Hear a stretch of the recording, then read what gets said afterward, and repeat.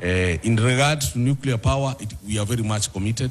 In fact, we're getting into the second phase on nuclear power development. We want to have nuclear power into the grid by 2034. We are just about to make a declaration on who is going to be the owner-operator, because now that is the next conversation we must have. Is it going to be KenGen?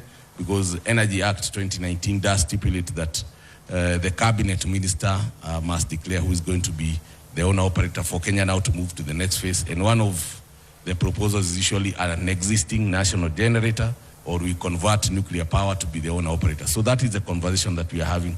So in terms of plans, we are moving very well. Thank you. So there's the question of availability, the amount, reliability, but there's also the question of the cost of power. Because when you talk to some people, they will talk about, yes, there's the question of how reliable is the power, but then how much does it cost? What in that is addressing the cost question? The cost of power, and that's a very good question, Joe. If you look at numbers, and numbers don't lie. If you look at the cost of power in 2022 and the cost of power now has reduced. As a matter of fact, as we bring on board more cheaper power, the MD GDC did mention that what we are going to bring on board in Menengai is below, it's actually 6.9 US cents.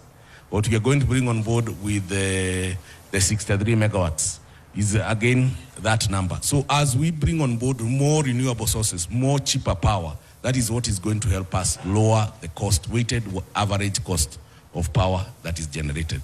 So you must bring more power into the grid that is cheaper, so that now you can have a graph that is reducing.